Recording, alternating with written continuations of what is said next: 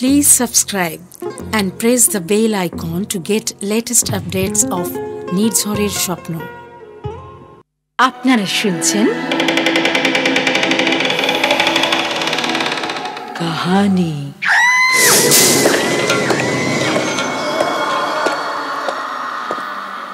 গল্পপ্রেমী পাঠক পাঠিকাদের জন্য নির্ঝরের স্বপ্ন প্রযোজিত কাহিনী গল্প পাঠের অনুষ্ঠানে চিরকালীন ও সমকালীন সাহিত্যিকদের গল্পে আপনাদের স্বাগত। নির্ঝরের স্বপ্ন প্রযোজিত আজকের গল্প অবলোকিতেশ্বর। রচনা শোভন সোম।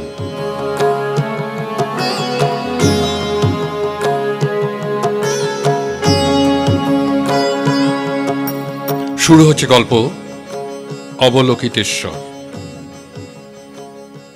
বাপমাকে ছেলেবেলায় হারিয়ে সাতঘাটের জল খেয়ে হাদা যখন মামাবাড়িতে এসে ঠাঁই পেল, সেই মুহূর্তেই তার বোঝা উচিত ছিল যে সে এই ভাগের মা গঙ্গা পায়না দিদিমার আশ্রয়ে অবাঞ্ছিত। বাড়িটা দিদিমার হলেও 5 মামার বিরাট ছড়ানো সংসারে 5 মামি আর 25 মামাতো ভাই বোনের দঙ্গলে দিদিমা হয়ে আছেন ঠুটো জগন্নাথ। মামারা নিজেদের পরিবারকে নিয়েই হিমশিম। দাদামশাই মারা যাবার পর সামান্য বাড়ি ভাড়া ছাড়া দিদিমার কোনো আয় ছিল না। কোনো রকমে 3 মেয়েকে পার করেছিলেন হাতের কাছে যেমন তেমন পাত্র পেয়ে। তারই এক ফলশ্রুতি হাদা। গায়ের মাস্টারমশাই ছিলেন তার বাপ। 1 মাস মাইনে জুটত তো 3 মাস জুটত না। তখন তো কোচিং বা টিউশনের রমরমা ছিল না। আর গায়ের লোকেরা নিজেরাই খেতে পায় না তো স্কুলে ছেলে পাঠাবে কি করে?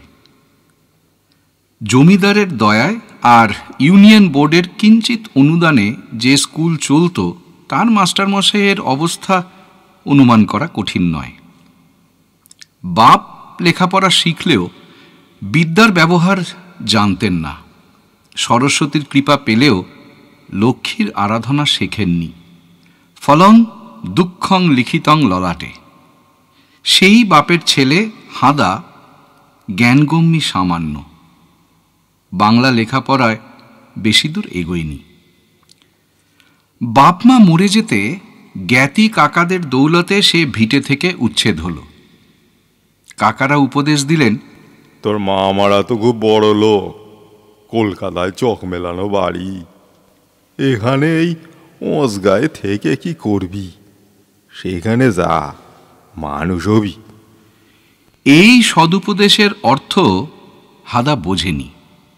তাই এই কথাকে সুউপদেশ মনে করেই সে গাঁ ছেড়েছিল। ভিখিরির চেহারা নিয়ে সে মামাবাড়িতে আবির্ভূত হল। নিজের পরিচয় দিয়ে বৃত্তান্ত বললেও মামারা যখন বুঝতে পারলেন হাদা থাকতেই এসেছে, তখন সেই সত্য কেউ হৃষ্ট মনে গ্রহণ করলেন না।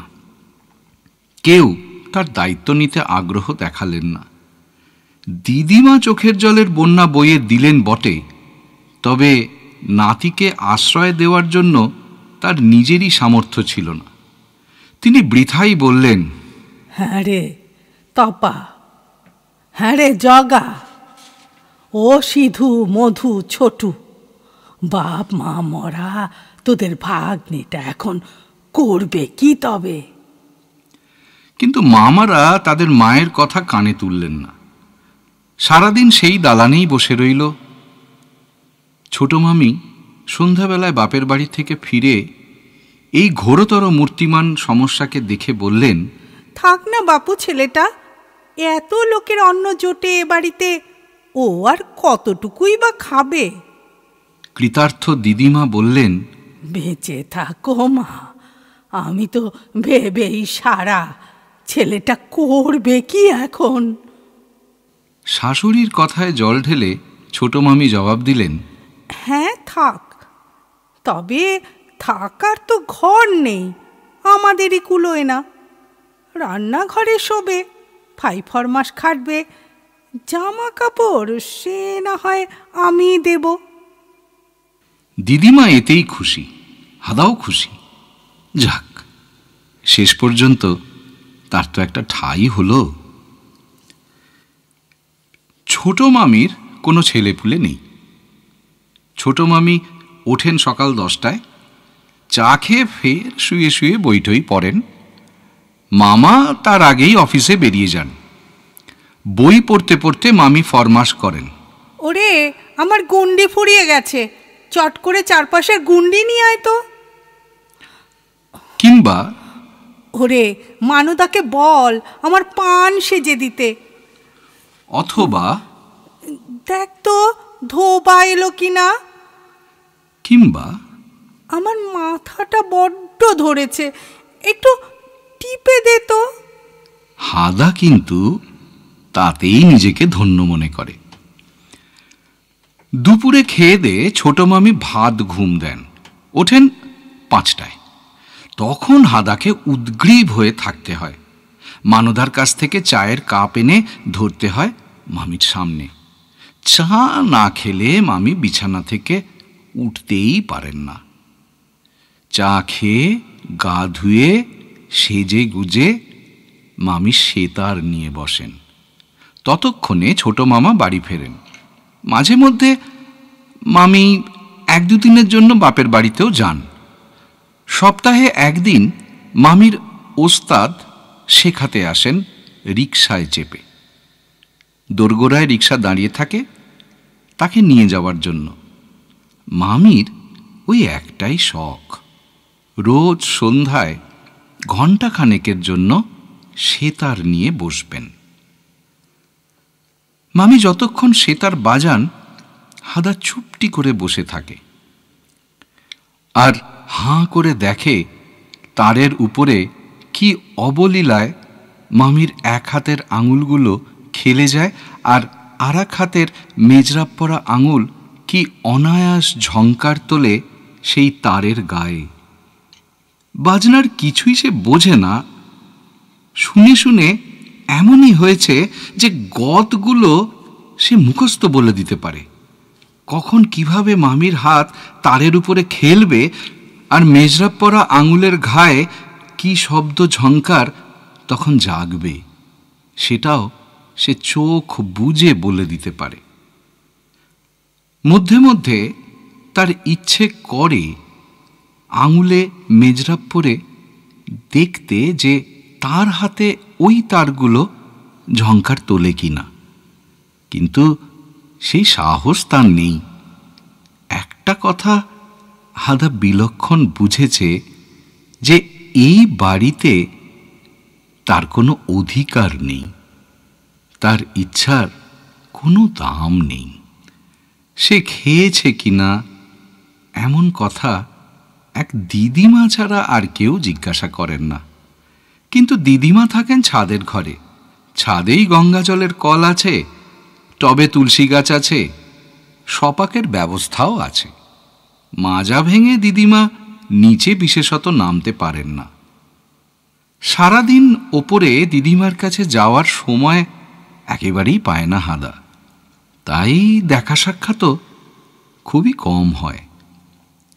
সেদিন একটা কঠিন গত মামি কিছুতেই তুলতে পারছিলেন না। ওস্তাদজি বললেন, बेटी कोशिश करो, हो जाएगा। তবু মামি পারেন না। শেষে মামি এমনই কোশিশ করলেন যে দুটো তার পরপর পটাপট ছিঁড়ে গেল, বাকি তারগুলো ঢিলে হয়ে গেল। ওস্তাদজি বললেন, बेटी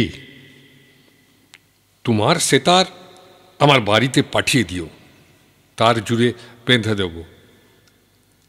মামি বললেন, আজই নিয়ে যান না ওস্তাদজি, হাদা আপনার সঙ্গে সেতার বয়ে নিয়ে যাবে। ঠিক है ठीक है। ওস্তাদজির সঙ্গে কোলে সেতার নিয়ে হাদা রিকশায় চাপল। পথ কম নয়, এইসব রাস্তাঘাট হাদা চেনেও না। রিকশায় যেতে যেতে ওস্তাদজি জিজ্ঞাসা করলেন, बेटे हाँ तुझे तनख्वाह कितना मिलता है? तनख्वाह?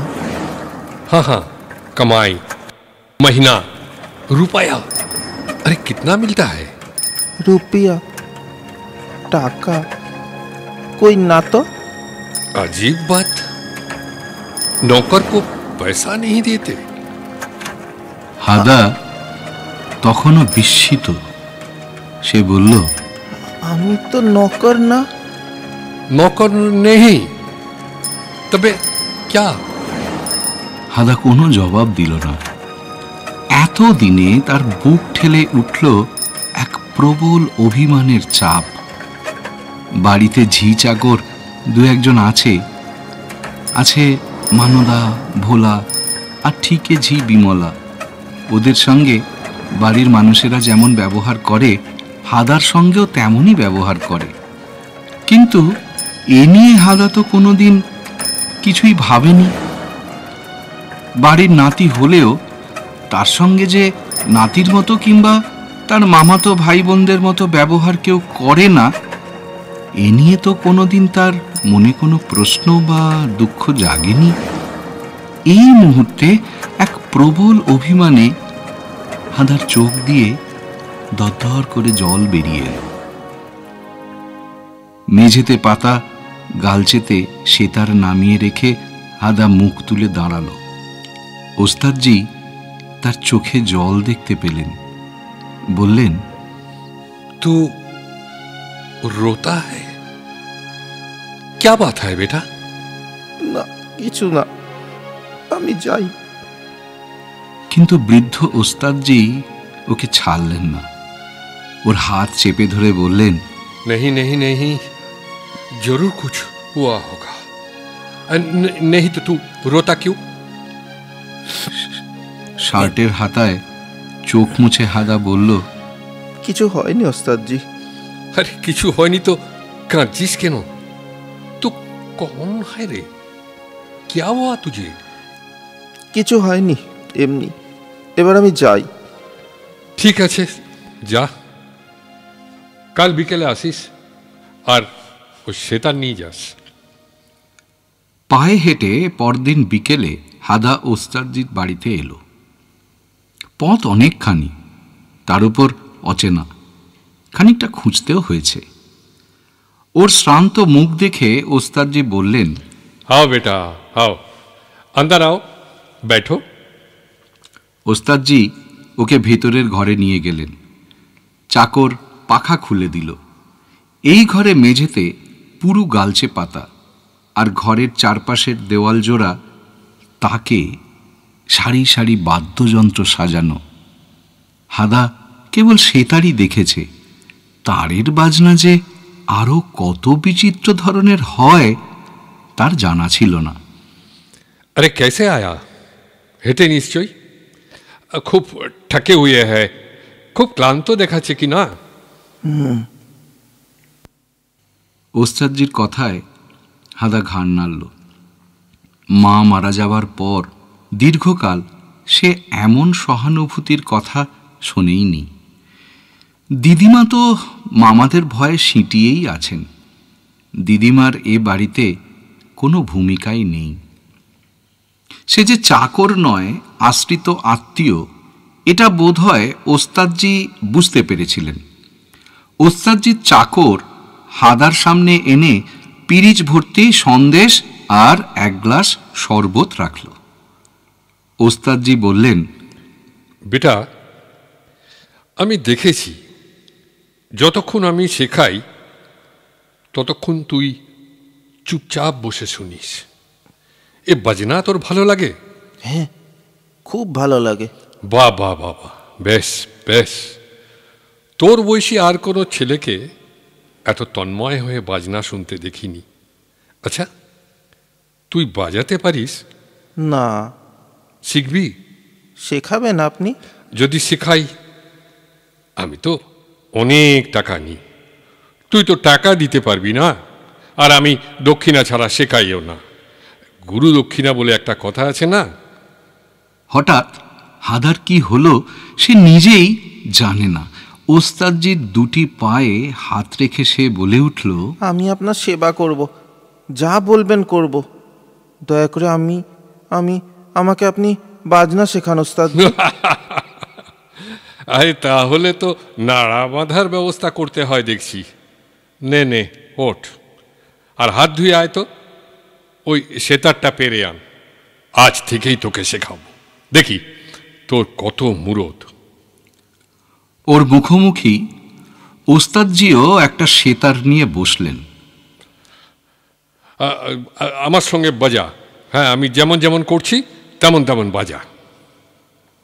হাদার আঙুলের চাপে ও টানে স্বরগুলি ঠিকমতো খেলছে দেখে ওস্তাদজি সানন্দে বলে উঠলেন, বাহ বেটা বাহ, শাবাশ।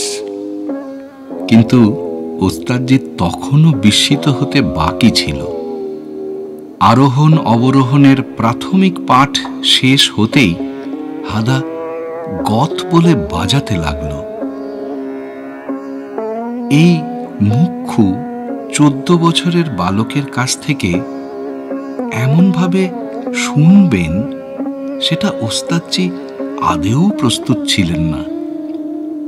হাদার মামিকে তিনি এই গত 1 বছর ধরে চেষ্টা করেও তোলাতে পারেননি, আর এই আনপার অশিক্ষিত বালক কিনা বিনা আয়াসে পাকা বাজিয়ের মতো তাকে এটা শুনিয়ে দিল। কি আশ্চর্য! বেটা, তুই যে ছুপা রুস্তম, ছাই চাপা আগুন, কে শেখালো তোকে? কেউ না। তবে কি করে শিখলি? এই যে একেবারে আমার ঘরানার বাজনা। আপনি আমার গুরু ওস্তাদজি। আপনার বাজনা শুনে শুনে আমার মুখস্থ হয়ে গেছে।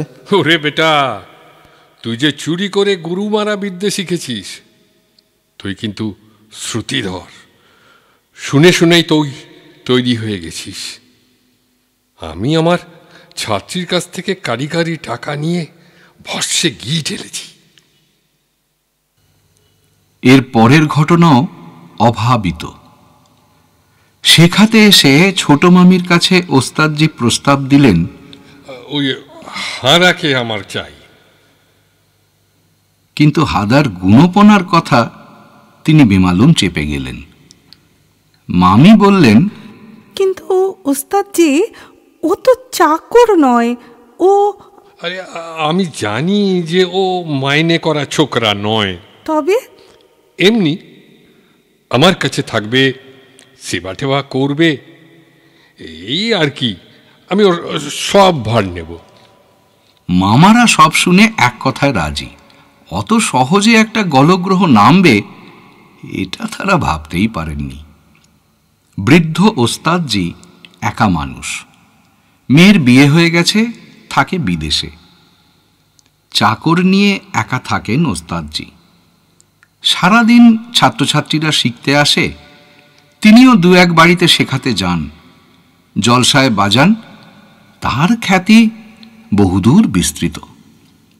এসব খ্যাতি ট্যাতির ব্যাপারে হাদা কিছুই বোঝে না। ওস্তাদজি ঘড়ি ধরে 8 ঘন্টার রেওয়াজ বরাদ্দ করে দিয়েছেন তার জন্য। হাদা এতেই খুশি। ওস্তাদজির বাড়িতে আসার মাস 6 বাদে হাদা প্রথম বায়না করল, সে রুদ্রবীণা শিখবে। আমি রুদ্রবীণা শিখবো ওস্তাদজি। ওস্তাদজি যে ওর প্রতি প্রসন্ন সেটা সে ভালোই বোঝে, আর তাই সে এই বায়নাটাও করতে পারল। আরে তুই বাঙালির ছেলে, ভাত খাওয়া রোগা শরীরে এই রুদ্রবীণার ভার বইতেই পারবি না? ও রুদ্রবীণা বাজানো যার তার কম নয়। ওস্তাদজির কাছে হাদা প্রশ্রয় পেয়েছে বলে না গুরুজি, সে নাছোড় হতে পারল। আমাকে শেখান না। আচ্ছা আচ্ছা, বেশ বেশ বেশ, শেখাবো। আর যদি না পারিস তোকে কিন্তু লাঠি মেরে তাড়াবো, মনে থাকে যেন। কিন্তু রুদ্রবীণার মতো কঠিন যন্ত্র হাদার হাতে সুরে বাজল। ওস্তাদজি খুশি হয়ে বললেন, এতদিনে মনের মতো একটা ছেলা পেলাম। বেটা, তোকে আমি তৈরি করে দিয়ে যাব, সব দিয়ে যাব। আর যারা শিখতে আসে সবার ধান্দা নাম কেনার, সব পাটোয়ার, ওদের দিয়ে কিচ্ছু হবে না। তোর ধান্দাবাজি নেই, তোর কান আছে, দিমাগ আছে, হাত আছে। মনের মতো চেলা পেয়ে ওস্তাদজি নিজে রুদ্রবীণা নিয়ে বসেন। হাদার সঙ্গে তিনিও বাজান। হাদাকে মুখে কিছু বলে দিতে হয় না, যা শোনে তাই সে ঠিক মতো তুলে নিতে পারে। ওস্তাদজি লক্ষ্য করেন হাদার হাতে রুদ্রবীণায় আশ্চর্য এক গম্ভীর নাদ ওঠে। সারা ঘর গমগম করতে থাকে, যেন ওরই হাতে বাজবে বলে এই যন্ত্রটা তৈরি হয়েছে। তন্ময় হয়ে চোখ বন্ধ করে ওস্তাদজির মুখোমুখি বসে তারই সঙ্গে হাদা বাজাচ্ছিল। ওস্তাদজি দেখছিলেন সপ্তস্বরের মধ্যেই 22টি শ্রুতি কি আশ্চর্যভাবে সে খেলিয়ে তুলছিল। এমন অভিজ্ঞতা তার এর আগে হয়নি।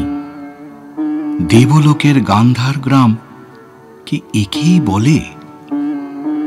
ওস্তাদজি নিজেই জানেন না। হাদার কোনো দিকে খেয়াল নেই, সে তন্ময় হয়ে বাজাচ্ছে। ওস্তাদজি নিজেই তার চেলার সঙ্গে তাল রাখতে পারছিলেন না। অকস্মাৎ ওস্তাদজির সারা গায়ে কাঁটা দিল। চোখের সামনে তিনি স্পষ্ট দেখতে পেলেন বাজাতে বাজাতে রুদ্রবীণা শুদ্ধ গান্ধার গ্রাম সিদ্ধ হাদা মাটি স্পর্শ থেকে ক্রমেই উপরের দিকে উঠছে। মেঝে থেকে ইঞ্চি 6 উপরে শূন্যে উঠে হাদা রুদ্রবীণা বাজাচ্ছে। এ অবিশ্বাস্য, অকল্পনীয়। নাদ শক্তির পরমাস্বাদন মানুষকে তুরীয়াবস্থায় উন্নীত করে, একথা ওস্তাদজি শাস্ত্রেই পড়েছেন। নাদ ঊর্ধ্বগামী, ঐহিক বন্ধন ছিন্ন করে নাদ পরমার্থের প্রতি বোমের লক্ষ্যে সতত ধাবমান। মিল্টন সঙ্গীত সম্পর্কে একই অনুভূতির কথা বলেছেন, যে ঐক্যের অন্তর্নিহিত প্রাণ জাগিয়ে দ্রবীভূত স্বর স্বচ্ছন্দে আত্মার গভীরে প্রবেশ করে। অরফিউস গান গেয়ে তার প্রেয়সী ইউরিডাইসকে মৃত্যুলোক থেকে ফিরিয়েও এনেছিলেন। তানসেন সঙ্গীতের দ্বারা আগুনও জ্বালিয়েছিলেন। ব্রহ্মরসস্বরূপ সঙ্গীতে সেই আনন্দ স্বরূপের উপলব্ধি ঘটে। বাঙালির এই অনাথ অশিক্ষিত গান্ধার গ্রাম সিদ্ধ ছেলেটা শেষ পর্যন্ত তুরীয় দশার সন্ধান পেয়েছে। এমন অভিজ্ঞতা ওস্তাদজির দীর্ঘকালের সঙ্গীত জীবনে কখনো হয়নি। ওস্তাদজির খুবই নামডাক। বেতার দূরদর্শনে তিনি টপ গ্রেড আর্টিস্ট। মার্কিন মুলুকেও তার ডাক পড়ে। বাজিয়ে হিসেবে তিনি মঞ্চ সফল। হলে কি হবে, তিনি এই প্রথম বুঝতে পারলেন যে সঙ্গীত সাধনায় তিনি কত নিচু স্তরে রয়ে গেছেন, আর তার সেই দিনের চেলা হাদা তাকে ছাড়িয়ে কোথায় কোন স্তরে পৌঁছে গেছে। ওস্তাদজির হাত থেমে গেল। বীণা নামিয়ে দিলেন তিনি। তার বাজনা বন্ধ হতে হাদা চোখ মেলল। সেও বাজনা থামিয়ে যেন খুব স্বাভাবিকভাবে আবার শূন্য থেকে মাটিতে নামল। সে কিছু বলবার আগেই দেখল ওস্তাদজি প্রণামের ভঙ্গিতে হাত জোর করে ওকে বললেন, হে নির্বাসিত শাবভ্রষ্ট গন্ধর্ব, আমাকে মার্জনা করুন। আমি বুঝতে পারিনি যে আপনি আমার সঙ্গে ছলনা করছেন। এ কি করছেন ওস্তাদজি? এ কি করছেন? কি হয়েছে? কি হয়েছে? কি হয়েছে আপনি জানেন না? আমার পায়ে হাত দিয়ে আমার পাপ বাড়াবেন না। না, আমি বুঝতে পারছি না ওস্তাদজি, কি হয়েছে, কেন, কি হলো? যা দেখলাম তা কি আমি অবিশ্বাস করতে পারি? আমার সারা শরীর এখনো রোমাঞ্চিত হয়ে রয়েছে। কি দেখলেন? আমি কি ভুল বাজিয়েছি? তবা তবা, আপনি ভুল বাজিয়েছেন? ও কথা মুখে আনাও পাপ। এসব এসব কি বলছেন? আমাকে আপনি আপনি করছেন কেন? আমি হাদা, আপনার চেলা। হ্যাঁ, হাদা। বেটা বেটা, আমার জীবন ধন্য তোমাকে চেলা হিসাবে পেয়ে। তুমি কে? সত্যি সত্যি বলো তো, কে তুমি? আগের জন্মে তুমি কি ছিলে স্মরণ করতে পারো? এবার হাদার বিস্মিত হওয়ার পালা। সে কিছুতেই বুঝতে পারল না ওস্তাদজি হঠাৎ ওর সঙ্গে এমন আচরণ করছেন কেন। কি এমন কাণ্ড ঘটল এই অদ্ভুত আচরণের? ওস্তাদজি, আমি হাদা। নেই নেই নেই, আর কিছু না, আমি আপনারই চেলা। নেই, এ হো নেই সকতা। সেদিন থেকে হাদাকে ওস্তাদজি একেবারে অন্য দৃষ্টিতে দেখতে লাগলেন। সেবারের শীতে দিল্লিতে নিখিল ভারত হরিদাস তানসেন সঙ্গীত সম্মেলনে অংশগ্রহণকারীদের মধ্যে হরিদাস স্বামীর নাম দেখা গেল। দেখা গেল না ওস্তাদজির নাম। তিনি এবার নিজের বদলে তার চেলা হাদার নামই প্রস্তাব করেছিলেন। কিন্তু হাদা নামে তো কাউকে মঞ্চে তোলা যায় না, চাই একটা পোশাকি নাম। তাই হাদার নামকরণ করতে হলো। হরিদাস স্বামী ওরফে হাদাই ওস্তাদজির ট্রাম্প কার্ড। তিনি যে গুরুজি হিসেবে আর সবাইকে ছাড়িয়ে গেছেন সেটাই এবার প্রমাণিত হবে। এর দরুন তিনি নিজে মঞ্চে না উঠে হাদাকে উঠালেন। ইদানিং আমেরিকানরা ভারতীয় যন্ত্রসঙ্গীতের দিকে ঝুঁকছে। কলকাতা থেকে সেতার রপ্তানি হচ্ছে মার্কিন মুলুকে। এদেশেও মার্কিনীরা যন্ত্রসঙ্গীত শিখতে ঝাঁকে ঝাঁকে আসছে। সঙ্গীত সম্মেলনের প্রথম ২-৩ সারির দামি সিটে বসেছে মার্কিনীরা। দেশি উঠতি বড়লোকেরা, যারা সঙ্গীত না বুঝলেও সঙ্গীতের বোদ্ধা হিসেবে সঙ্গীত সম্মেলনে উপস্থিত হওয়াকে স্টেটাস সিম্বল বা আভিজাত্যের প্রতীক মনে করেন।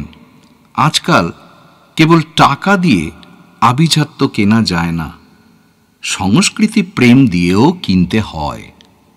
তাই বড়লোকেরা গান শুনতে যায়, ছবি কিনে দেওয়াল সাজায়, আলমারিতে দামি দামি বইও রাখে। যথাবিধি ওস্তাদজি রুদ্রবীণা বাজাবার জন্যই হাদাকে মঞ্চে তুললেন। নিজে বসে রইলেন তার পাশে। তারপর যা ঘটা সঙ্গত ছিল তাই ঘটল। রাগ সঙ্গীত বাজাতে বাজাতে বীণা শুদ্ধ মঞ্চভূমি ছেড়ে হাদা ক্রমেই উপরের দিকে উঠতে লাগল। ফুট খানেক উঁচুতে শূন্যে আরোহণ করে হাদা বীণা বাজাতে লাগল, চোখ বন্ধ করে তন্ময় ভঙ্গিতে। সম্মেলনে রীতিমতো হইচই পড়ে গেল।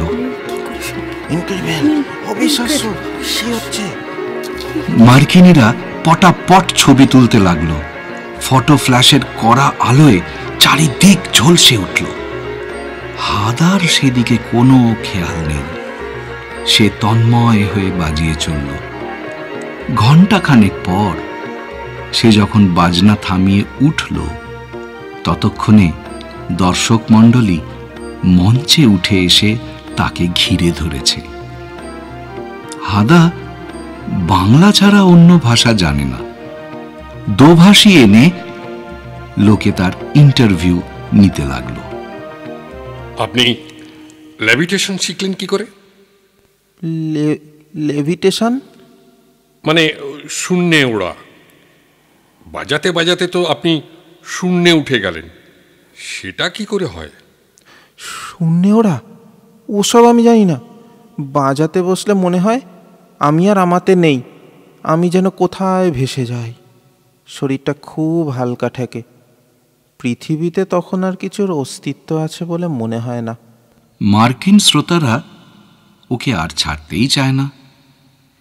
ইন্ডিয়া হচ্ছে ফকির, রোপট্রিক, সাপ আর হাতির দেশ। ফকির, সাপ, হাতি হামেশাই দেখা যায়। রোপট্রিক বা লেভিটেশনের কথা বইতেই পড়া যায়। আজকাল কেউ তা আর দেখাতে পারে না, কিন্তু এদেশে এসে যে এমন অভিজ্ঞতা হবে তারা ভাবতেও পারেনি। মার্কিনীরা ওকে তাদের দেশে নিয়ে যেতে চাইল। এক সার্কাসের পার্টি তার সঙ্গে দীর্ঘমেয়াদী চুক্তি করতে চাইল। ওস্তাদজি সবাইকেই হটিয়ে দিলেন। তার উদ্দেশ্য সার্থক হয়েছে। সঙ্গীত শিক্ষায় তার চেলা তাকে অতিক্রম করেছে। সব বাজিয়ের মুখ চুন করে দিয়েছে। এর আগে হরিদাস স্বামী নাম কেউই শোনেনি। সে কিনা বাজনায় সবাইকে মাত করে দিয়ে শূন্য ভ্রমণের ভেলকিও দেখিয়ে গেল। ওস্তাদজি প্রমাণ করে দিলেন তারই শিক্ষায় তার চেলা সঙ্গীতের সাধন মার্গে তুরীয়মান হয়েছে। ওস্তাদজিকে আর পায় কে? হাদা এখন আর ওস্তাদজির হাতের ট্রাম্প কার্ডই শুধু নয়, হাদা তার সবচেয়ে বড় ক্যাপিটাল, পুঁজি। এখন ওস্তাদজির কাজ হলো উটকো লোকের হাত থেকে তাকে রক্ষা করা। দূরদর্শনে সঙ্গীত সম্মেলনের ভিডিও দেখবার পর হাদার নাম দেশের ঘরে ঘরে পৌঁছতে লাগলো। সারা পৃথিবীর থেকে টেলিভিশনের লোক দিল্লিতে ছুটে এলো। লাখ লাখ টাকা ওস্তাদজি পেতে লাগলেন। হাদা এসবের কিছুই বোঝে না। টাকা পয়সার ব্যাপার ওর মাথায় কোনোদিনই ঢোকে না। ওকে পুঁজি করে ওস্তাদজি যে লাখ লাখ টাকা কামাচ্ছেন এসব ব্যাপারে ওর কোনো খেয়াল নেই। দূরদর্শনের দৌলতে হাদার শূন্য বিহার ওর মামারাও দেখেছেন। ওকে নিয়ে ওস্তাদজির কলকাতায় ফেরা মাত্র ছোট মামা আর মামি ওস্তাদজির কাছে ছুটে এলেন। তারা হাদাকে ফিরিয়ে নিয়ে যেতে চান। ওকে ঘিরে এই ভিড় আর কৌতূহলে হাদা বিহ্বল হয়ে গেল। ও যে রাতারাতি এমন বিখ্যাত হয়ে উঠছে এই ব্যাপারটাই বুঝি ওর মাথায় ঢোকেনি। আয় হাদা, আয় বাড়ি আয়। হাদা বাড়ি চল, বাড়ি চল হাদা। হাদা বিহ্বল হলেও মামা বাড়ি যাবার কথা উঠতেই ওর চোখের সামনে মামাবাড়ির দিনগুলোর ছবি ভেসে উঠল। ঘুমে চোখ জুড়িয়ে এলেও ওর ঘুমোবার উপায় ছিল না। সবার খাওয়া দাওয়ার পর মানদা সব গুছিয়ে হেসেল ধুলে তবে ভেজা মেঝেতে মাদুর পেতে সে শুতো। ঘুমের মধ্যেও সে টের পেত ইঁদুর আরশোলা ওর গায়ের উপর দিয়ে ছুটোছুটি করছে। ওর খাওয়া দাওয়া হলো কি হলো না সেদিকে কেউ কোনোদিনই দেখেনি। ওর অস্তিত্বই মামাবাড়িতে কেউ কোনোদিন স্বীকার করেনি। ওস্তাদজি যেদিন ওকে জিজ্ঞাসা করেছিলেন ও কত মাইনে পায়, সেদিনই সে প্রথম বুঝতে পেরেছিল যে এ বাড়িতে তার মর্যাদা চাকরের চেয়ে বেশি নয়। শুধু বাইরের লোকের চোখেও সে চাকর মাত্র, তার বেশি কিছু নয়। শুধু চাকরই নয়, ছিল বিনে মায়নার চাকর। ওস্তাদজির কাছ থেকে সে পেয়েছিল ভালোবাসা, সহানুভূতি। আজ হঠাৎ মামা মামির ওকে ফিরিয়ে নেবার এই আকুলতা ওর কাছেও অদ্ভুত মনে হলো। মামা মামি যে ওকে এত ভালোবাসেন সে তো আগে কোনোদিন টের পায়নি। হাদা শুধু ঘাড় নেড়ে জানালো, না, আমি বাড়ি যাব না। আয় হাদা, আয় না, তোর দিদিমা তোকে দেখতে চান। দিদিমা শয্যাশায়ী, খুব বেশি দিন বাঁচবেন না রে। দিদিমার জন্যেও যে মামা মামির এতখানি দরদ তাও তো আগে কোনোদিন টের পায়নি। দুনিয়াটা রাতারাতি বদলে গেল নাকি? হাদা শুধু বলল, ওস্তাদজি, আমার ভীষণ ঘুম পাচ্ছে, আমি একটু ঘুমাবো এখন। কলকাতা কালীর ক্ষেত্র। কালীর কৃপায় কলকাতার লোক মরেও বেঁচে আছে। কালীর কৃপায় কলকাতায় সব কিছু হয়। অখিল বঙ্গ ধর্মসঙ্গীত প্রচারিণী সংঘ প্রতি বছর কোনো না কোনো মন্দিরের অঙ্গনে ধর্মসঙ্গীতের আসর বসায়।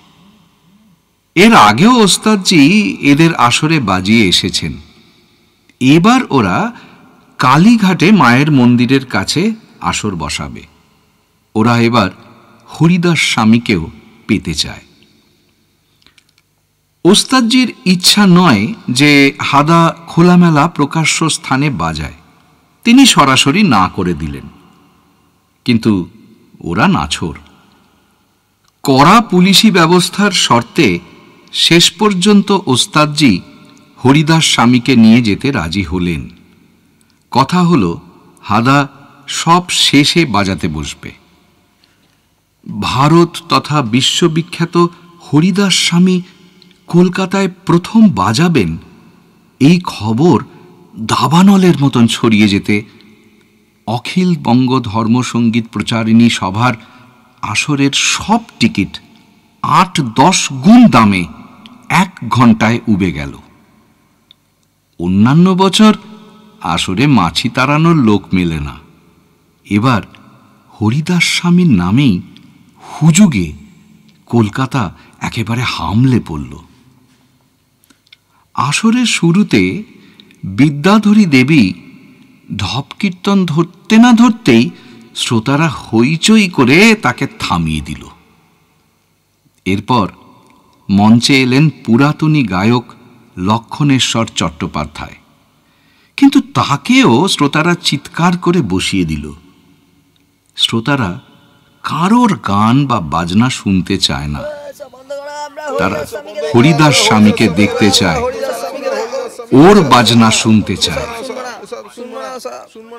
ওস্তাদজি বলেছিলেন আসরের শেষ দিকে উনি হাদাকে নিয়ে আসবেন, তখনও তার ঘন্টা ৫ দেরি। ইতিমধ্যে আসর অশান্ত হয়ে উঠছে, মঞ্চে ইট পাটকেল পড়তে শুরু করেছে। উদ্যোক্তারা মাইকে ঘোষণা করা সত্ত্বেও তাদের কথা কেউ শুনছে না। শ্রোতারা হরিদাস স্বামীকে ছাড়া আর কাউকে চায় না। হরিদাস স্বামীর নাম শুনেই ওরা টিকিট কেটেছে। ফালতু লোকের গান বাজনা তারা শুনবে না। ইট পাটকেলের ভয়ে আর কোনো গাইয়ে বা বাজিয়ে মঞ্চে উঠতেও সাহস পাচ্ছেন না। গুটি কয় পুলিশের পক্ষেও এই উদ্বেল মারমুখী জনতাকে সামলানো সম্ভব নয়। সঙ্গে সঙ্গে থানায় খবর পাঠিয়ে আরও পুলিশ আনানো হলো। স্থানীয় থানার ভারপ্রাপ্ত আধিকারিক বেতারে লালবাজারের পুলিশের সদরে খবর পাঠালেন। লালবাজার পরামর্শ দিল পুলিশের গাড়ি করে এক্ষুনি হরিদাস স্বামীকে ধরে এনে মঞ্চে বসানো হোক। কড়া পুলিশি পাহারায় হাদাকে নিয়ে আসা হলো। আসরের উদ্যোক্তারা হাঁপ ছেড়ে বাঁচলেন। হরিদাস স্বামী এসে গেছেন, এক্ষুনি তিনি মঞ্চে উঠবেন। মাইকে এই ঘোষণা শুনে এক লহমায় জনতা মন্ত্রমুগ্ধ রুদ্ধশ্বাস হল। ওস্তাদজি হাদাকে নিয়ে মঞ্চে উঠলেন। মাইকে দাঁড়িয়ে তিনি ঘোষণা করলেন, নমস্কার, আমার চেলা হরিদাস স্বামীর এই অভূতপূর্ব জনপ্রিয়তা দেখে আমি অভিভূত হয়েছি। আমার শিক্ষাদান সার্থক হয়েছে। কালী মায়ের এই পুণ্যতীর্থে আমার চেলা সর্বজনপ্রিয় হরিদাস স্বামী আপনাদের রুদ্রবীণা বাজিয়ে শোনাবে। দয়া করে আপনারা এই মহাসাধক বাজিয়ের বাজনা শান্ত হয়ে শুনবেন। ইনি সাধক ওস্তাদ। গোলমাল করলে এর সঙ্গীত সাধনায় ব্যাঘাত ঘটবে। এই পুণ্যতীর্থে ইনি আজ কালী মায়ের কাছে সঙ্গীতের অঞ্জলি অর্পণ করতে এসেছেন। হ্যাঁ, আর একটা অনুরোধ, ইনি বাজনা শেষ করলে একে আর অনুরোধ করবেন না। একে আপনারা বিনা বাধায় চলে যেতে দেবেন। মা কালীর উদ্দেশ্যে প্রণতি জানিয়ে গুরুর পদবন্দনা করে রুদ্রবীণা মাথায় ঠেকিয়ে চোখ বন্ধ করে হাদা বাজাতে বসল। তার মনে হলো তার সামনে কেউ নেই। সে একাকী নির্জন নিস্তব্ধ প্রান্তরে বাজাতে বসেছে। বাজাতে বাজাতে ওর মনে হলো ওর শরীর থেকে সমস্ত ভার চলে যাচ্ছে। আর বিস্ময় বিমুগ্ধ দর্শকেরা স্পষ্ট চোখে সামনে দেখতে পেল বাজাতে বাজাতে হরিদাস স্বামী রুদ্রবীণা শুদ্ধ মঞ্চ ছেড়ে ক্রমেই শূন্যে উঠছেন। মঞ্চ থেকে ফুট 4 ঊর্ধ্বে উঠে হরিদাস স্বামী জগৎ জ্ঞান রহিত হয়ে রুদ্রবীণা বাজাচ্ছেন। বাজনা শেষ করে হাদা আবার মঞ্চ স্পর্শ করল। রুদ্রবীণা কোল থেকে নামিয়ে সে উঠে দাঁড়িয়ে সত্রীমণ্ডলীকে নমস্কার করল। ততক্ষণে বিস্ময়ের ঘোর কেটে শ্রোতারা তুমুল কলরব শুরু করেছে। অশ্রু আপ্লুত নয়নে বৃদ্ধ বৃদ্ধা ভক্তরা অবতার হরিদাস স্বামীর নামে মুহুর্মুহু হরিধ্বনি দিতে লাগল। হরে কৃষ্ণ, হরে কৃষ্ণ। চারিদিকে রোল উঠল অবতারের আবির্ভাব হয়েছে। মা কালী অবতারের মাধ্যমে তার মহিমা দেখালেন।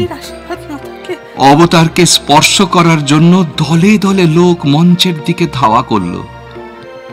অবস্থা বেগতিক দেখে পুলিশ তাড়াতাড়ি হাদাকে উদ্ধার করল সেখান থেকে।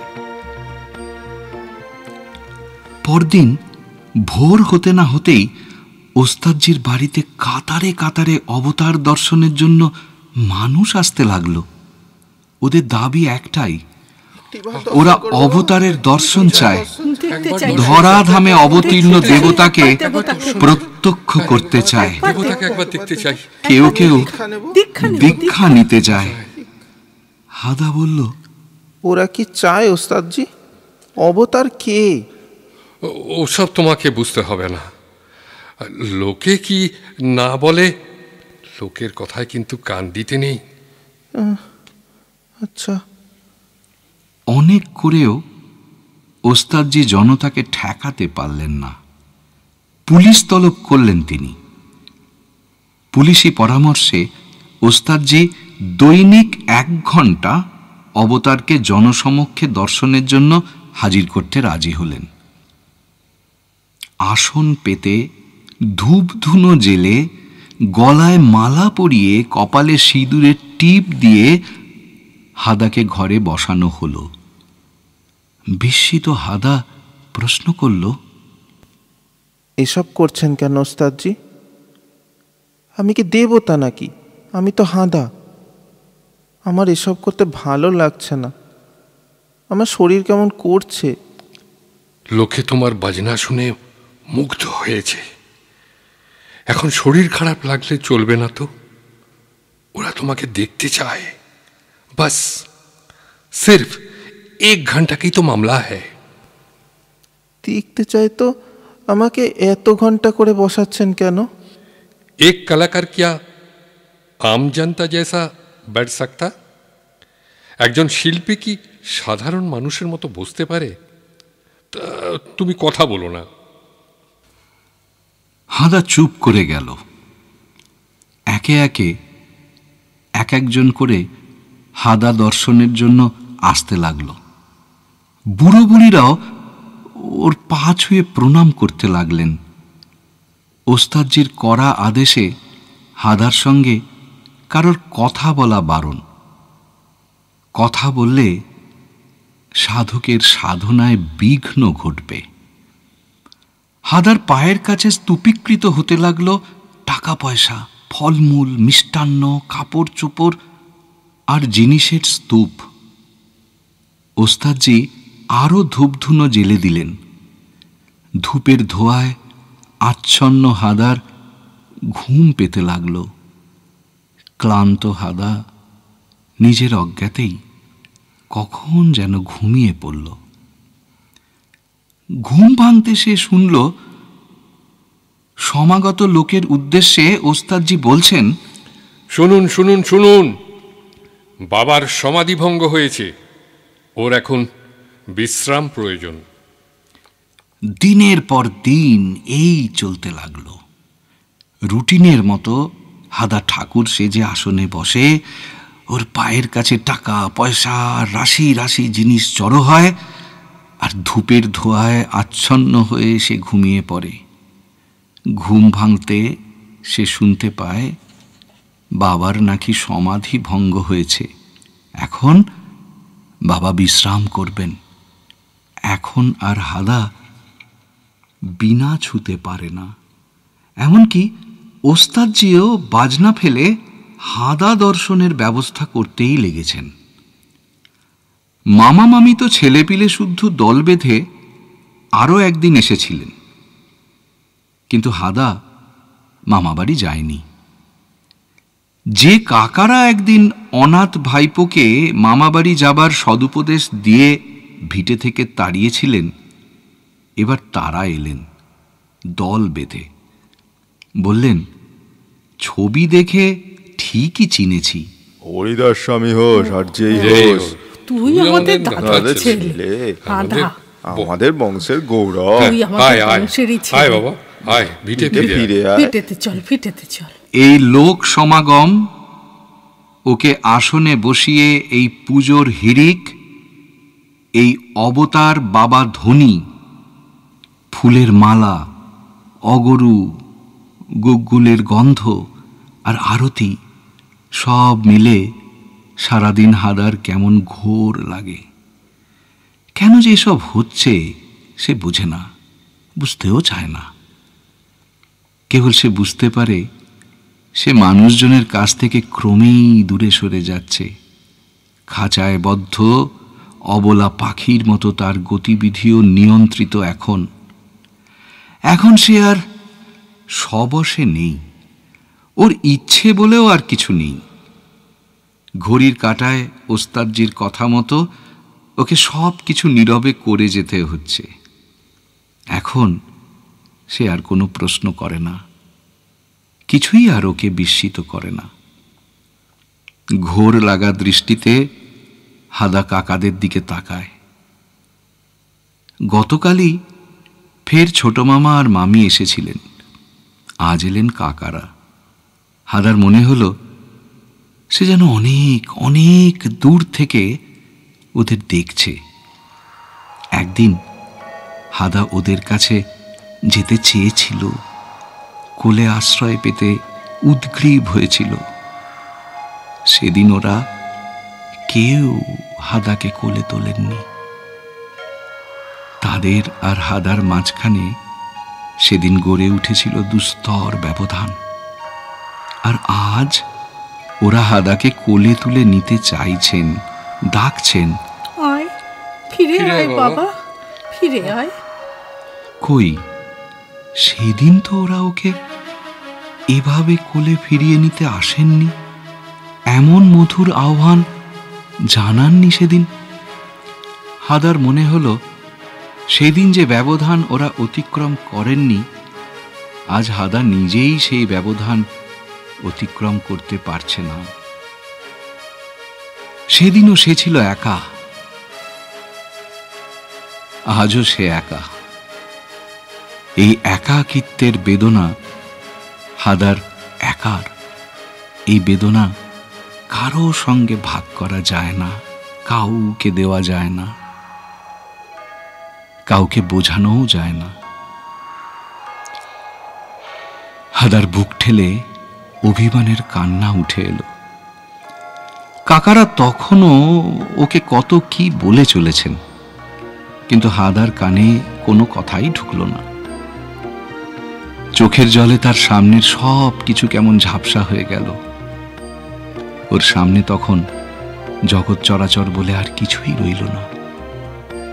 চোখের জলে উজ্জ্বল আলো ঠিকরে হাদা কেবল 7টি উজ্জ্বল রঙের খেলা ছাড়া আর কিচ্ছু দেখতে পেল না। নীরবে কাঁদতে কাঁদতে হাদার বুকের ভেতরটা ক্রমেই হালকা থেকে আরো হালকা হতে লাগলো। ওর শরীরও খুব হালকা বোধ হতে লাগলো। ঘর ভর্তি বিস্মিত মানুষের সামনে ক্রমেই হাদা শূন্যে উঠতে লাগলো। ধূপের ধোঁয়ায় অলৌকিক রহস্যের মধ্যে শূন্যে উঠতে উঠতে হাদা এক সময় শক্ত ঢালাই কংক্রিটের ছাদটারও উপরে অলৌকিকভাবে বেরিয়ে গেল। শুনছিলেন গল্প অবলোকিতেশ্বর, রচনা শোভন সোম। এই গল্পের বিভিন্ন চরিত্রে যারা কণ্ঠদান করেছেন তারা হলেন সূত্রধর সৌভিক, দিদিমা এবং মামির চরিত্রে সুমিতা, ওস্তাদজি সঞ্জয় এবং হাদা অরূপ। গল্পের সম্পাদনা অরূপ দাস, মিউজিক এবং স্পেশাল এফেক্টস নিলয় ঘোষ।